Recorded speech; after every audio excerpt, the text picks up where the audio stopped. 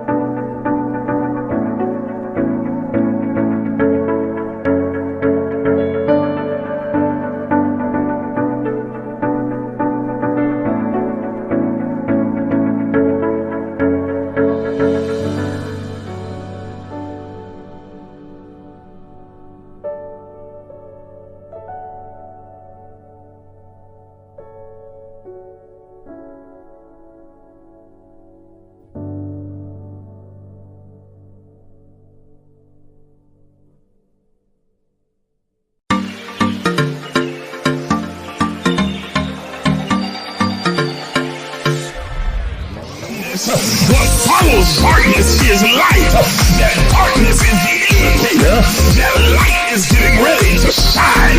So there it is in Genesis, when darkness was upon the face of the deep, and God in the spirit form moved upon the face of the waters, and then God said, let there be.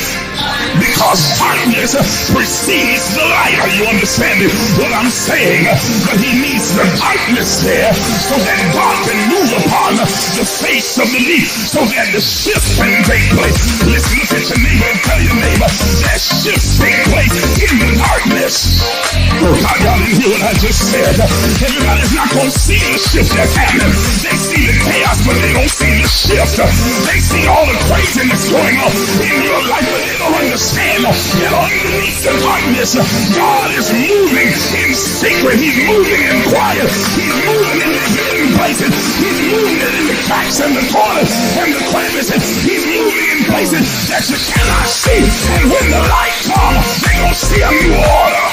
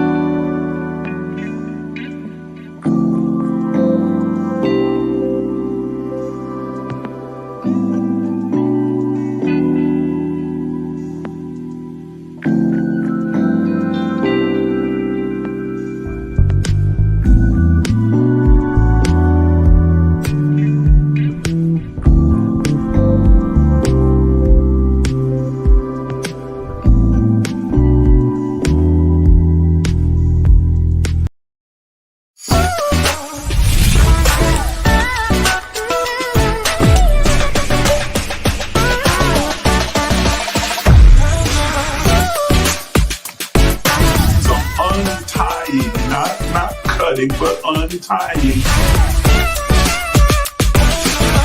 And so the universe then has no choice. First attribute of the secret place. The secret place is a place of revelation. It makes you free because it awakens you and makes you consciously aware that everything that you thought was holding you you is an illusion.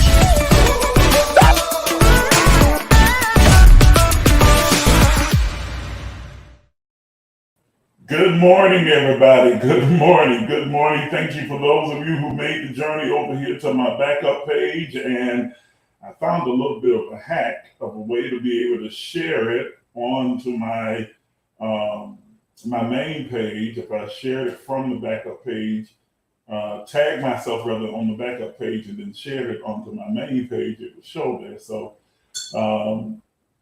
it should be showing on the main page now. And those of you watching on YouTube, still unfortunately, I cannot show it on the Emerge page or the AIM Ministry page, but we are here. Facebook seems to protect 45 with its life. I mean, you can't really say anything about 45. And the thing is that the post that I made about him was from 2 years ago in 2020. And they just decided to flag it and then suspend my account for 30 days to where I couldn't go live, and any comments that I make on any post will be automatically pushed to the bottom. So, oh well. Either way, we're going to keep moving forward, and so we are here. And today's conversation is going to be really good, very enlightening, I think, and crucial. And I really am interested in getting your input and your thoughts as we talk about the earth's groan. And it's based upon a text that I'm sure you're familiar with from Romans chapter 8, where it says that the entire earth is groaning up until now, waiting for the manifestation of the sons of God. That is a text that is widely misinterpreted by so many people, especially this really deep, spooky religious folk who've not really taken the time to fully understand what the text means in its proper context. Because they have taken it to believe, to mean, that coffee is hot, but I like it hot. To mean that there is a select group of people that are going to be made famous and well known or infamous, and that when that happens, then everything will change. But the earth is groaning as a result of the Christian people not walking into the fullness of their anointing. And that's not what the text says. As a matter of fact, at the time that the text was written, Christianity didn't even exist. So clearly it wasn't talking about Christians. It was talking about the sons of God, those divine individuations of spirit. That's everybody. And it's talking about them to be manifested. That is, for them to come into conscious awareness of themselves. And as they begin to awaken and become consciously aware of their own divinity, then it will change the climate, the atmosphere of the earth. And up until that point, right up until the moment of that prophecy, of that prophetic word, and even now, that the earth groans, because the earth understood that man was not made for the earth, but the earth was made for man. God didn't create a world and then create a man to put in it. God created man and then created a world to put man in. And I'm using the term man in the sense of mankind, not male species or male gender. Mankind. And so the earth then understands that it is at the mercy of the collective consciousness of mankind. Woo, I've already kind of gotten a little deeper than what I was planning on. I'm still supposed to be just kind of introducing what we're going to be talking about this morning and giving a little more time for others to jump on to the live. If you haven't done so already, do like Toya and tag as many people as you possibly can and invite them to come over and to be a part of the conversation, even if they just want to be a listener and they don't necessarily want to speak. But I really hope that many of you, all of you, will contribute to the conversation and speak and give your observations and insights concerning it. But go ahead and tag as many people as you can, invite them to come over, share the broadcast on your page. You know that you got stalkers, you got people who don't ever comment on your page, but they look at everything you post. So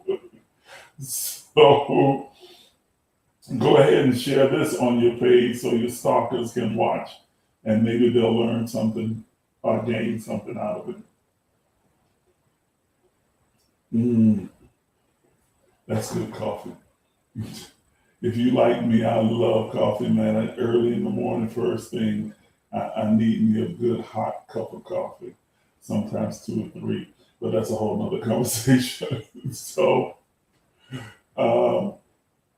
But yeah, so we want to get into that this morning and talk a little bit about the different occurrences. And I really need for you to think from a very broad, global perspective. We have a tendency, and it's a natural tendency because everyone in every culture across the world, across the globe, has the same tendency. We have a tendency to tie and tether God to our own particular country or location, as though God is an American. And so therefore God only has the American interest at heart, and that whatever is happening in America equates to what's happening in the world.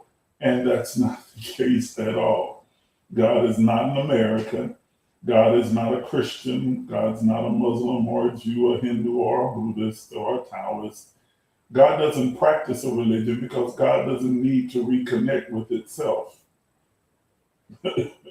God is God. And the original purpose of religion, of all religions, was to give mankind a vehicle or tools to be able to reconnect with its divine self. And God doesn't need that. So God is not Christian or Jewish or Muslim or Hindu or any other religion. It does not practice religion. Mankind practices religion in order to, and if it's done correctly, it will lead them to reconnect with their divine self, and it will only be temporary because once they've made the connection, they no longer need the tool. Did y'all get what I just said? It's like if I'm using a hammer in order to hammer a wall, once I've gotten the wall up, I no longer need the hammer. Doesn't discredit the hammer, doesn't make the hammer useless, doesn't mean that the hammer is something wrong with the hammer. It's just that I no longer need the hammer. Somebody else may pick up that same hammer and use it in order to be able to accomplish the same thing that I've accomplished. But it doesn't, the hammer is still useful. It's just not useful for where I am or the stage of building that I have reached at this particular point. Well, the same is true with religion. Once you have used that particular tool to accomplish its main purpose, its underlying, undergirding, foundational purpose, which is to reconnect you with your own divinity, that is to remind you and cause you to become consciously aware of your Godship. That is, that you are the divine expression, individuation of the all of everything. Once that is complete, then you no longer need that tool. We're not discrediting the tool. We're not saying that the tool is useless. It's just no longer serves you because you have gone beyond that stage in the building process where you need the tool that was necessary to make the connection. Now that you've made that connection, you can go on to use different tools. Now that you have your drywall up, now you need to lay your flooring or you need to do something else in the house. And so you move on to a different tool.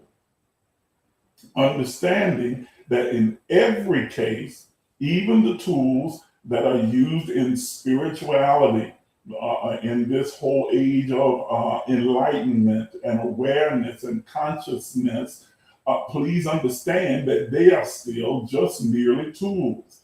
If you're not careful and you start to identify with the tool, then you'll find yourself creating another religion based upon the tool. Are you understanding what I'm saying?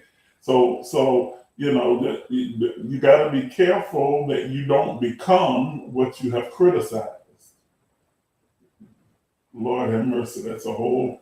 I could have a whole conversation just right there, because that has happened time and time again. It's kind of a human tendency that we have. We have to somehow identify. That's that whole egoic part of us that needs to identify with some type of form. And so, we find a form that happens to work and it seems to work well. And so instead of just using it as what it was designed for as a tool and moving on to the next thing, we then elevate it to some divine, holy, righteous, uplifted level, and then we begin to identify with it. We were always meant to either practice Christianity or Islam or practice Buddhism or Hinduism as a means to an end, but we turned it into a sacred, holy thing and began to now identify. And so instead of practicing Christianity, you became a Christian. Practicing Buddhism, you became a Buddhist. Practicing Hinduism, you became a Hindu. Are you understanding? Practicing Islam, you became a Muslim. And so what was meant to be just a practice or a tool, a means to an end, became an identity. And I know I'm kind of going away from the topic, but I really am not, because it is intertwined and interconnected with the earth's groaning. What is causing the earth to groan? Is it the consciousness of nature, the consciousness of the earth? No, it is the collective consciousness of mankind. Let me say that again. It is the collective consciousness of mankind. The earth, all of nature, and the universe has the responsibility of being the outpicturing or reflecting back to mankind its own thoughts. Okay? Whatever you think about, you bring about. What you give your attention to, you give intention to. Your outer world of form and experience is a reflection of your inner world of thought and feeling. Now, we've understood this on the individual level. Many of you, most of you who have been following this particular teaching or have gotten it somewhere else, but you've arrived at this place where you begin to understand that your thoughts become things, that your energy that you pulsate and release into the universe is reflected back to you in three-dimensional form. But ladies and gentlemen, what you need to understand is once you have grasped that particular principle, understand that we are divine individuations of the one spirit that is divine God, the all of everything, a creator. And we are the individual, and we are individualized rather into unique expressions, three-dimensional forms, and soul, with a soul. Soul is the conscious awareness of man. If we take the allegory of the creation narrative found in Genesis and also found in the Quran and also found in the Bhagavad Gita, where God is said to have breathed into man a breath of life, or the nephesh, is found in the Hebrew text. That terminology saying is that it is what God breathed was conscious awareness into mankind. Conscious awareness of its surroundings, awareness of God, awareness of itself. Awareness of itself as an individuation or an individualized expression of God. Understanding that, then, knowing that, and holding that particular narrative, following it through to its logical end, then we see that there was one breath in every single narrative and every allegory used of the creation story, even in the ancient Book of the Dead, ancient Egyptian book. There is one breath that begins the entire narrative and adventure of humankind. There is never a second breath, which means that all of mankind is encased within the first in a human as it enters this three-dimensional world. All of mankind. And man, there is one breath, that is one awakening, one awareness, which means, ladies and gentlemen, there is one soul, just as there is one spirit, but it is uniquely individualized in a multiplicity of forms. Did y'all follow what I just said? That this aligns with the law of oneness, that there is no separation, not only between me and the divine, that is the creator of God, but there is no separation between me and you, that we are all an individualized, unique expression of the same spirit and the same soul.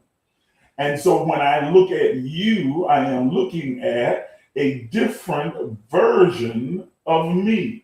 And when you see me, you are seeing a different version of you, a different expression, a different animation of the same soul, having individual, unique experiences, so that God, the creator of all things, the all that there is able to experience itself beyond the conceptual, but to be able to actually experience itself in three-dimensional form. So we are all then a part of that one God, one soul, individually expressed in three-dimensional form, experiencing this three-dimensional life in a unique fashion for the purpose of God knowing itself experientially. Are you understanding so far? Are y'all following me? So there is no separation. There is a oneness. We are one with God and we are one with each other. That we all emanate from the same place. We all have our genesis from the same original place. We originated in the mind, the isness or the ether of God, and now we are individually expressed in form over this thing that we call time. Okay?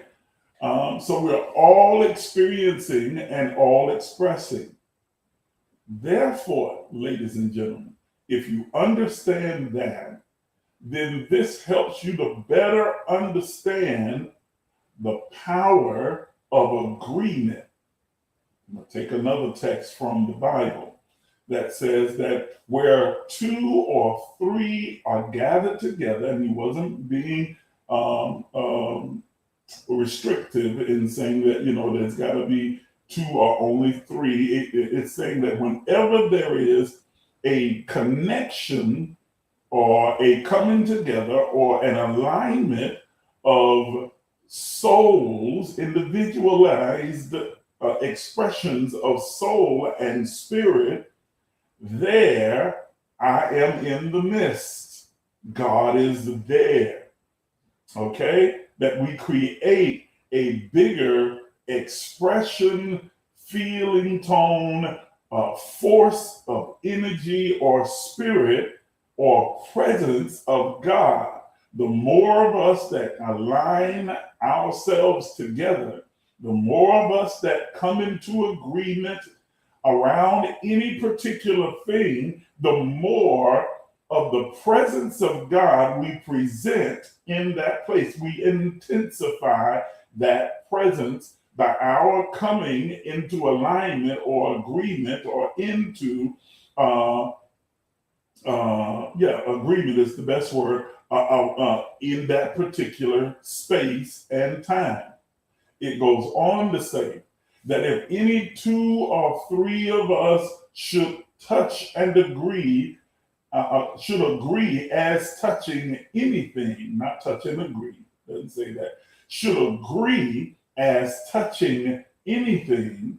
And what that means is that if we as a collective come into an agreement around any particular thing, whatever we have come into agreement around, it shall be done. Okay? That if we come into agreement as touching anything, then whatever it is that we have agreed upon will be manifested in this three-dimensional world. Now, what that does then, ladies and gentlemen, is take us beyond our individual manifestations, those things that we manifest for ourselves, for our highest good, and then now gives to us a greater opportunity along with responsibility of creating a global community by coming into agreement around what we want that community to look like. Are you hearing what I'm saying?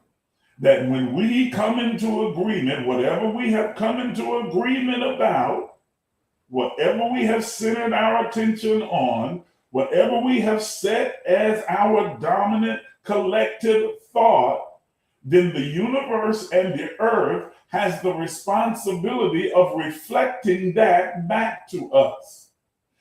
This is true whether we are consciously aware of it or not.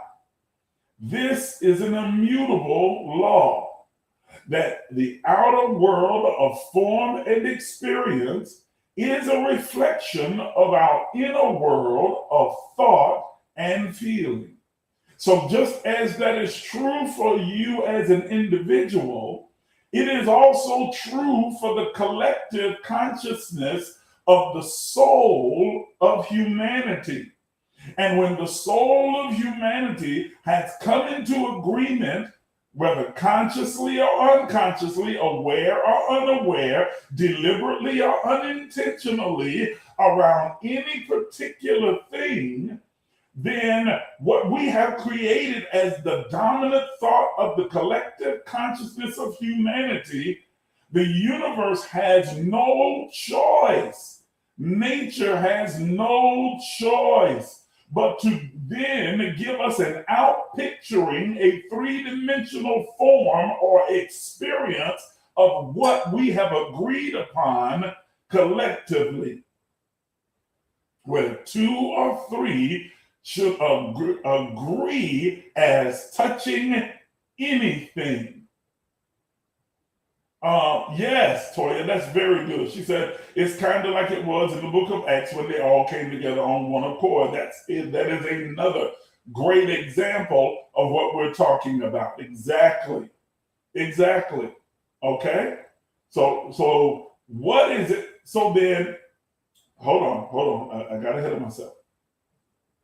So then, whatever we as a collective, human society, humanity itself, have accepted as its truth, we've agreed upon these particular things, then the universe and the earth is bound to, by every universal law to give us a three-dimensional manifestation experience of what we have agreed upon. So when the earth is groaning, it is not groaning because of the consciousness of the earth. The earth has no consciousness. It is a response and a reaction to the collective consciousness of humanity. The earth then is now in a flux or shift, trying to now reshape itself to give humanity a reflection, a three-dimensional reflection upon which it has agreed and set its intention to. Woo! Are you understanding what I'm saying to you?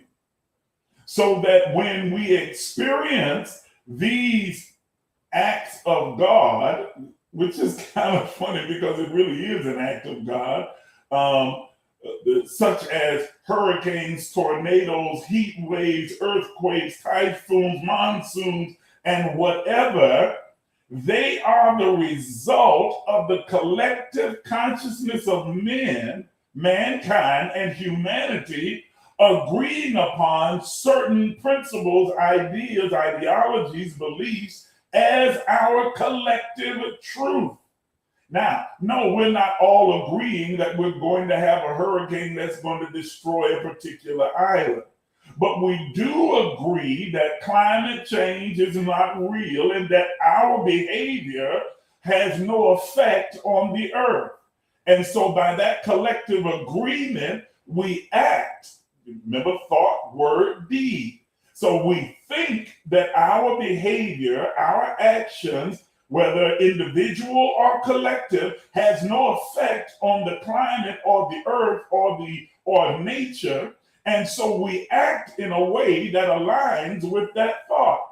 So it doesn't matter if I pollute, it doesn't matter if I give off carbon emissions, it doesn't matter if I do this, that, or the other. It doesn't matter how I deal with nature because what I'm doing is of no effect on the earth. That's our thought and our words and our deeds, which is the process of creation.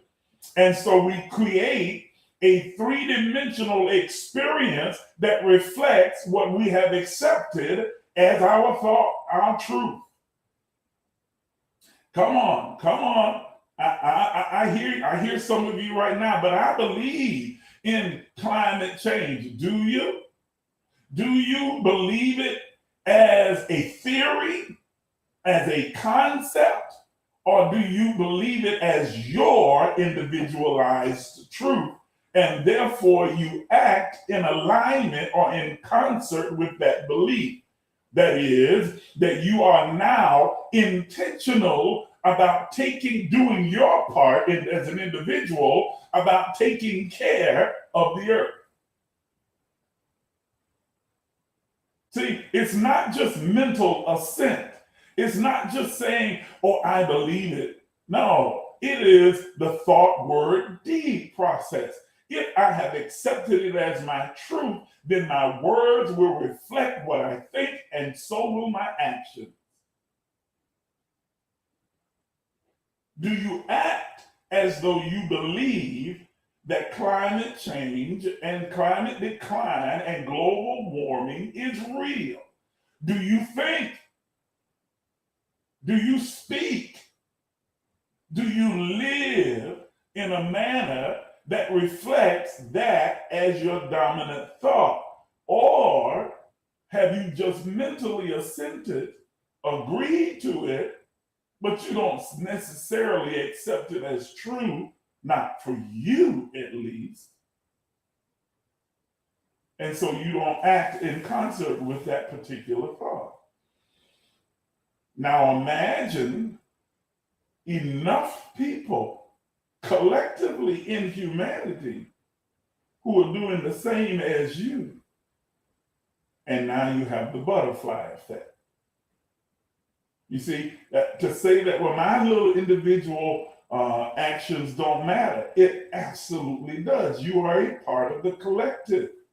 And so whatever choices, decisions that you make have a ripple effect throughout all of humanity. Like the pebble dropped into the middle of the water, and the rippling waves began to span out and cover the entire river. Like the idea that the butterfly flaps its wings in one part of the world and causes a hurricane in another part of the world. As the wind travels across space and time and picks up centrifugal force, and it begins to grow like the boulder pushed down the mountain, and it picks up speed. It started as a pebble and ends up as a boulder. Are you understanding what I'm saying? Each one of us individually are making our individual contribution to the collective experience of the collective consciousness of all of mankind. We are all knit and tied together. So what is it that we have agreed upon as a society? Well, now we're going to really talk about the earth's groanings, because let's bring it back to us as the individual. There are things that you have decided upon for yourself as your personal truth. This is what I have accepted as my truth. I have set my belief, my mind, my intention, my thoughts, my words, my deeds align with that, because this is what I believe to be true for me. This I know is true. This is my truth. But inevitably, you find yourself having conflicting thoughts at times that come in opposition to what you have known and believe to be true. Those conflicting thoughts come without warning. Like I said before, the old people used to say, heard my grandmother say, you can't keep a bird from flying over your head, but you can keep him from making a nest in your head. You can't keep these contrary thoughts from coming to your mind, but you can keep them from becoming fortified and setting up a fortress and creating a belief system within you. But you do have to contend with those conflicting thoughts that come to your mind. You do have to deal with those conflicting thoughts. And so in the scripture, in the Bible, it says that you cast down, pull down every stronghold, and cast down every imagination and every thought that exalts itself against the knowledge, what you know to be true about your own divinity, about God. Okay? This is the internal struggle that we all deal with. Having to deal with those conflicting thoughts that tell you you really aren't all that. You're not that smart. You can't do this. You'll never know this. You'll never experience this. You'll never have this. You're not this. Yes, you can. And you ought to do this. And you ought to. And you don't really believe X, Y, Z. All of us have to deal with those conflicting thoughts that come into our conscious mind that we have to pull down, cast down, bring into captivity so that we can remain focused upon those things which we have set as our truth and make them our dominant thought. That's on the individual level. Well, if that is true of us as an individual, now broaden the conversation and your view, perspective of it to the collective consciousness of humanity. There are things that we as a collective have agreed upon and said, this is true. But there are conflicting thoughts, different points of view and perspective that go against what we have as a collective society accepted as our truth. And when those two begin to collide, It creates a confluence within the universe and causes the earth to begin to groan. Why? Because you have two conflicting ideas, two conflicting thoughts, two conflicting imaginations or images rolling through the collective consciousness of humanity. Woo, are you hearing me? That we are in right now, we are in one of the most divisive times in all of human society. And so part of the consciousness of humanity accept and have accepted as true this particular thing, while another part has accepted and believed to be true another particular thing. Or, here it is, even greater conflict and confluence is when humanity has collectively agreed upon this particular thing, but there is a conflict as to how to achieve that thing. We all agree that this is the ultimate destination. This is the goal. This is the outcome. This is the experience that we want humanity to have, but we disagree vehemently, violently sometimes about how we achieve that particular goal. Why? Because just as there is a collective consciousness, a collective soul, a collective spirit of humanity, there are individualized egos that begin to connect collectively as well within pockets of society. An ego that has identified itself with a form of the religion, a form of behavior, a form of activity, a form of, are you hearing what I'm saying? A particular place, a thing, then comes into play, creating the conflict of consciousness, because now there is one egoic form, that mindset rather, that says this is how we accomplish the goal through what we have identified with. We are Muslim, we are Shiite, we are Christian, we are Buddhist, we are you understanding what I'm saying? We are Democratic, we are communists, we are socialists, and then there is another conflicting egoic concept over here that says, no, we identify as the opposite. And each one believes that their particular way is absolute, it is right, and there is no other way. And so as a result of the egoic mind that is expressed in the different locations, the different pockets of humanity across the globe, it creates this conflict which is reverberated and manifested throughout the earth, and the earth groans. The earth now responds with a groan because it is being pulled and tugged and stretched and twisted in all these different directions because of the collective consciousness of humanity is divided by egoic thought. There is no unity of thought, unity of mind, unity of purpose. There is only the divisiveness of ego. Everyone says, we are right.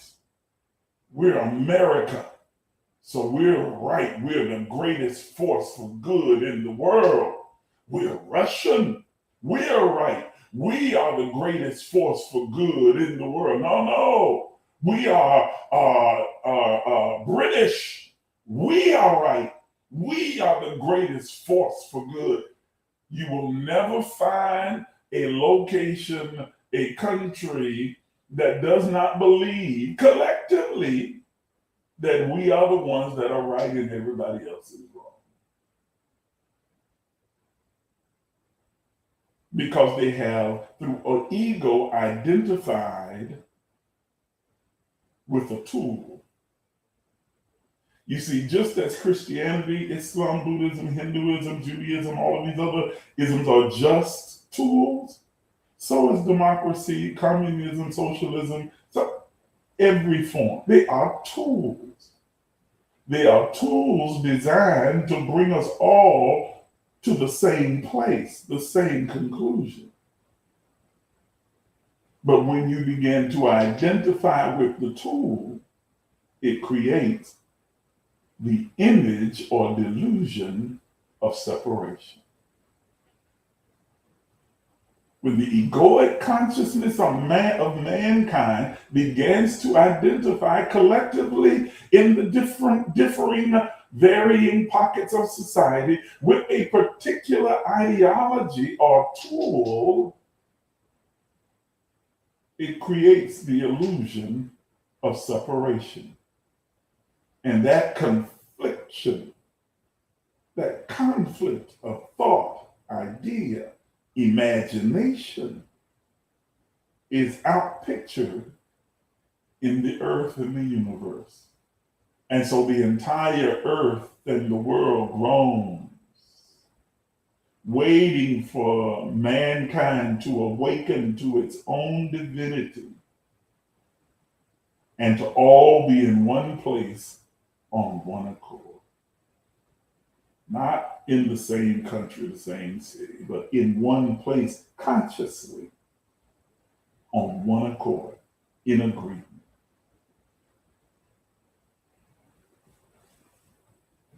And agreement does not mean sameness.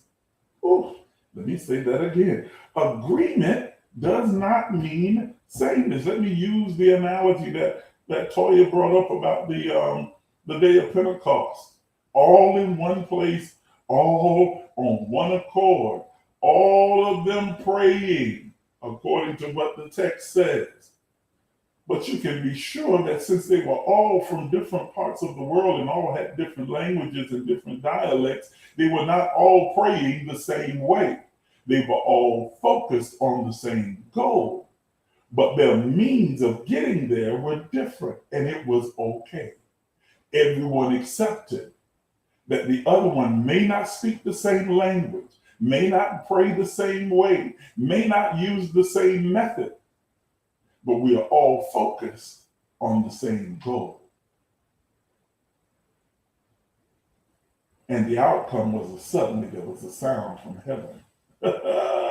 Are you understanding what I'm saying? Woo! I said, are you understanding what I'm saying? You see, love is the ultimate outcome, the ultimate goal. It is love and the experience of this three-dimensional world. How we arrive there, how we come to that place of one world united in love is immaterial. It is only when we egoically identify with a particular ideology that then we feel obligated. Not only obligated, but we feel noble about proselytizing others to our way of thinking and our belief and our idea. We have a responsibility to spread democracy across the world because it is the only greatest form of government. Everything else is less. Come on. And I can guarantee you every country and that practices an ideology of government, a form of government, believes that their form is the best. And we need to spread this across the world. That's ego. That's why Christians proselytize. That's why Muslims and Jews and Hindus, everyone proselytizes because they believe they have found the one and only solution, and you need to join us. And if you don't, then you're lost. If you don't, then you're wrong. If you don't, then you're going to hell, or you're going to be destroyed, or you're going to suffer, or you're going to be without, or you are lacking, or you are not as good, not as great, not as spiritual, not as powerful, because you have not identified with what we have accepted as an identity.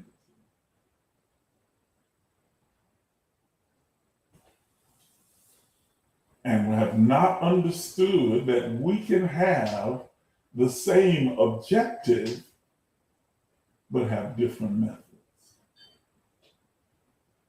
The objective of humanity is life, and that more abundantly. To experience and express life in its highest, greatest, and most abundant form. To be our highest and greatest version of ourselves. That's the collective goal of all humanity. If you go around the world, you can ask anyone, do you want to experience life abundantly? The universal answer is yes. But if you ask them, how do you experience abundant life? There is no universal answer, because everyone's idea and path and method toward experiencing that is different. And guess what? That's okay.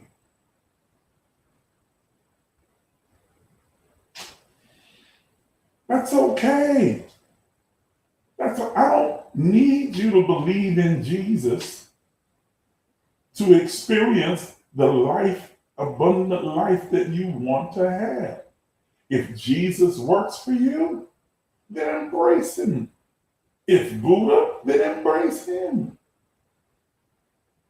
Are you understanding what I'm saying?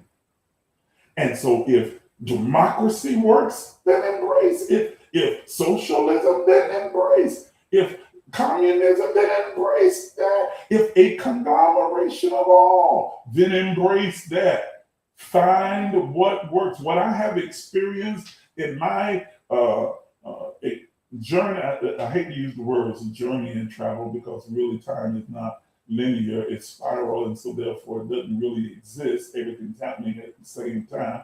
But for the sake of the conversation, I'll say journey, but y'all understand what I mean by that, because I am already wherever, in every place at all times, just consciously becoming aware of myself being there. I don't know why I put that little dialogue in the middle there, but anyway, as I have journeyed and experienced other highly evolved societies in other dimensions and spheres and spaces, the one thing that is consistent is that they as a collective focus on what works. They're not focused on being right. Lord have mercy, let me say that again. They are not focused on being right or wrong. They understand that right and wrong are a concept, a relative concept or construct. But what is right is what works. They focus on what is it that works. Once they locate what works, they continue with that which works until it ceases to work. And when it no longer works, they look for what does.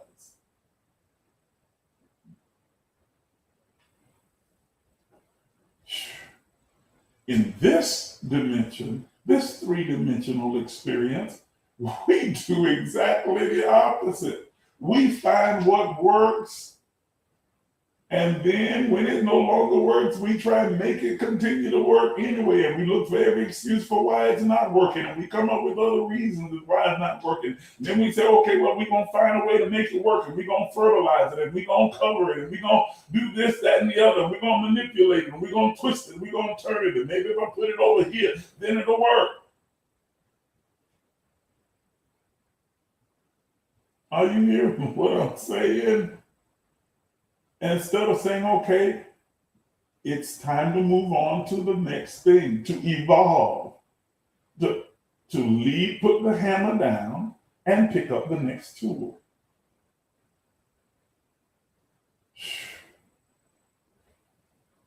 Whew. I hope I'm getting through. I hope I'm making sense to those of you who are tuned in, because y'all not saying a whole lot. Y'all being real quiet out there in these comment streets.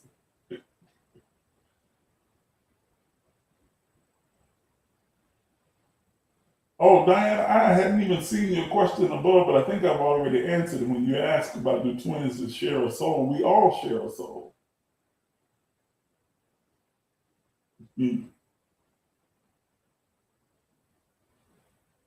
all share a soul, individualized into different forms, and but we all have one soul. There is that one soul collectively tied, intertwined, and one with every other person and every other part.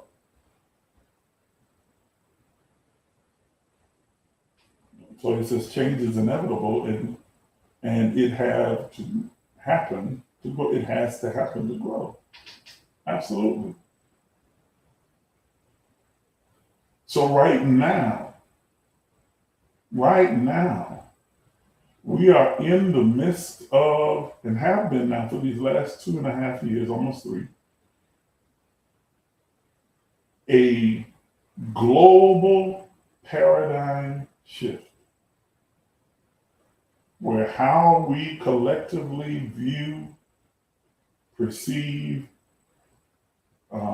understand things to be is drastically shifting and changing. This is not an American thing, it is a global thing. As more and more people are becoming more consciously aware of themselves as a divine individuation or reflection of God, the collective consciousness of humanity is beginning to shift, which is causing a shift in all of nature and all of the universe. As more and more of humanity begins to awaken from that delusional sleep of victimization and separation, and beginning to understand our oneness with God and therefore oneness with each other, it is causing a drastic, almost chaotic, violent shift in the outpicturing of our experience. Absolutely. If I did not know this to be true, some of the things that we are seeing unfold would just be heartbreaking and cause me to despair. And I won't lie and say that there aren't times that I do find myself despairing, and I have to remind myself, reconfigure my thoughts that this is all a necessary part of the evolution of humanity, of mankind. That we are going through this evolutionary journey and process, and so it will look chaotic and dark and crazy. It will seem like anarchy. It will seem as though things are falling apart, when in fact they are just being rearranged on the chessboard and the pieces are being put together.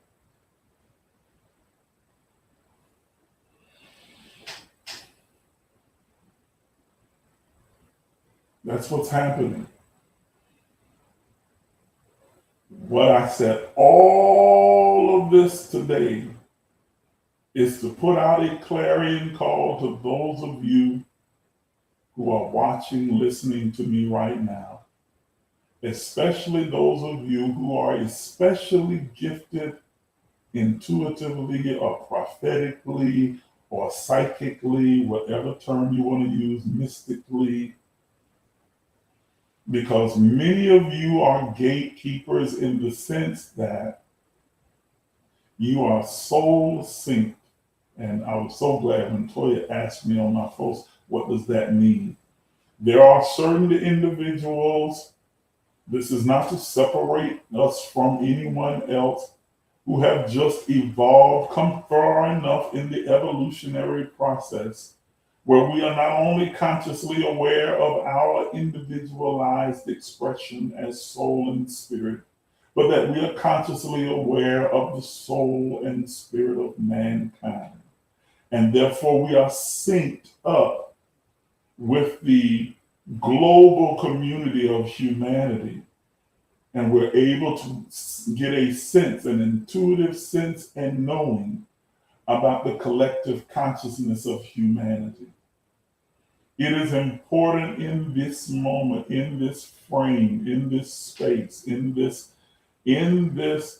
pre-sent moment, that you are not silent, that you are speaking up and speaking out and making others consciously aware of what is unfolding. It is important that you, because there are enough conflicting, confusing thoughts, ideas, ideologies, beliefs, and views that are being thrown out there. But the truth is, they've always been there, but now they are no longer resonating with the larger part of the collective. The larger part of the collective of humanity is seeking out answers to the questions and then questioning the answers, seeking to go further, to know more, to know even as they are known. And so the old generic rhetoric of the religious community, of the cultural communities, of the governmental communities, no longer resonate with them. And they are seeking that authentic voice that can speak with clarity and truth and a resonant sound that calls them to themselves, to their own divine selves. And so for those of you who are soul synced, this is the time for you to speak loudly, clearly, concisely, and consistently. To not be silent, to not pass up an opportunity to vocalize, to put into vocal vibration the truths that you have been made consciously aware of because of your synchronicity with all of humanity. Now that you are consciously aware of what is happening in the collective consciousness of mankind, you now have the opportunity to speak into that ether, into that opening vacuum of void, and fill it with light, love, and truth. I hope I'm making myself clear. Yes, Teresa. She says, we are becoming more and more of humanity, becoming critical thinkers and no longer accepting the status quo. Absolutely. And it is important that those of you who have that intuitive place, that intuitive nature, who are soul synced across the multiverse, but more specifically within this three-dimensional experience, that you are not silent in this moment. You are the clarion, clairvoyant, prophetic, psychic, mystic voice of clarity for this time. You don't have to wear any kind of title or anything like that. None of that matters. Okay, you don't have to call yourself guru this, master this, prophet this, apostle that. or any of that. Just use whatever name that you were given when you entered this three-dimensional world by your parents. So just take that one. Use that name. Okay. What you are called is not as important as what you have to say. Woo! Let me say that again. I said what you are called is not as important as what you have to say. This is not about creating a name for yourself, not about becoming infamous or famous. This is not about being sought after. This is about spreading this information, helping to bring all of humanity into perfect alignment and agreement around the main objective of experiencing a life abundantly in this three-dimensional experience that we call life on earth. To live, walk, and move in love, the very essence of our being.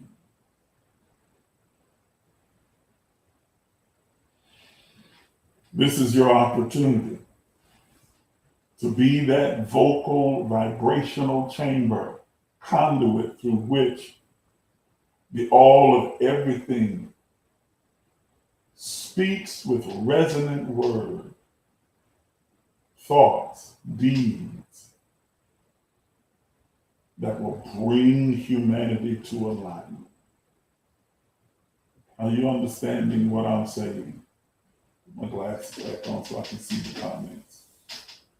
Are you understanding what I'm saying? And I know that I'm talking to, that we're not gathered together, no matter how small the gathering is, we're not gathered together by accident. This is not a coincidence. You are on this live because you are a part of that collective body who are soul, sync, and soul. I need you to understand where we are. Not to become distracted and despaired by the outpicturings that you are seeing manifesting in the United States, in China, in Russia, in the UK, in Africa, in Europe, not be despaired by what you see. Remember this principal fact, that we walk by faith, what God is saying in this moment, and not by what we see with our natural eye.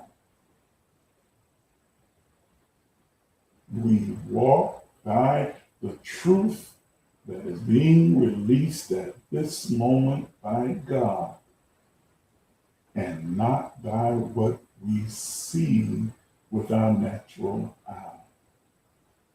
So we are not despaired or discouraged or disgruntled by what we are seeing, but we are moved by what we are sensing. Ooh, that's good right there. Let me say that again. That we are not moved by what we are seeing. We are moved by what we are sensing. That internal sense, that inner, that's the book. That inner sense. Now, if you don't have this book, you ought to get it. This is a good book for you. That inner sense. Not by what we see, but by what we sense. That inner sense is our guiding light. And not to allow your voice to be silenced. All right. I know I covered a lot of ground and I said a lot of things, and I want to give an opportunity just before we close out for any questions or comments that you might have. The floor is open. Go ahead and write your comments in the comment section or your questions. And I'm happy to address them on anything that we've talked about. Go ahead and put it in the comments now. Oh yeah, that's right. We are not moved by what we are seeing, but by what we are sensing. Indeed. Indeed. So go ahead and do that now while I finish off my coffee real quick.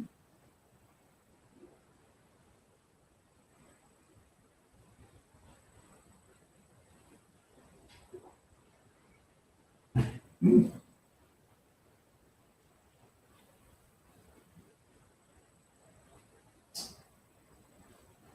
That's good coffee.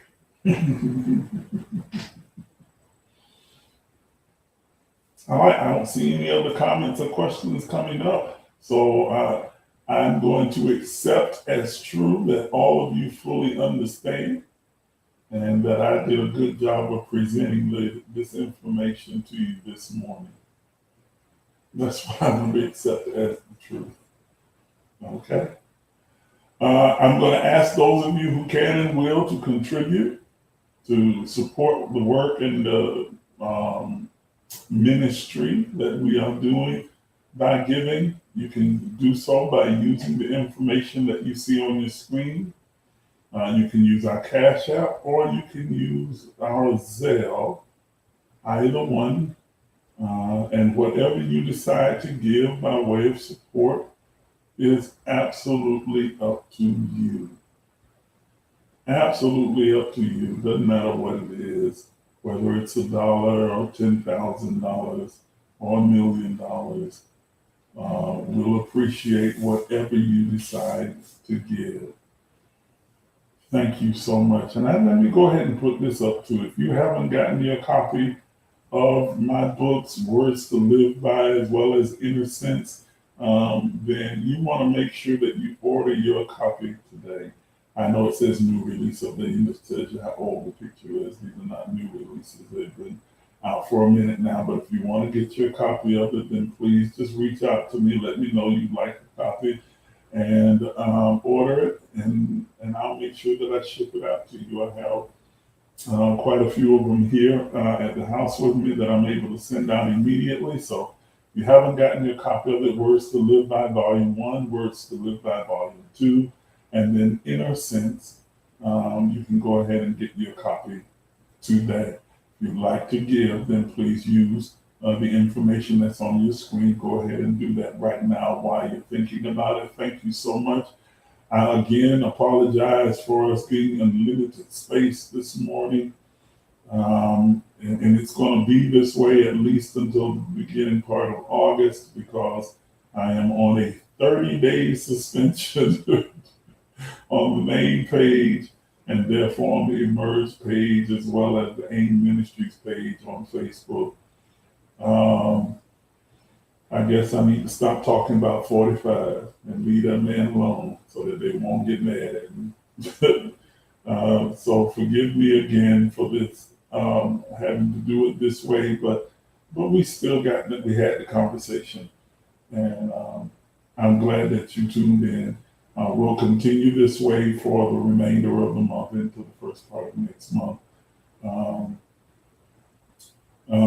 Please make sure, if you have not added my backup page, that you go ahead and add that page now. There's a link to it on my main page.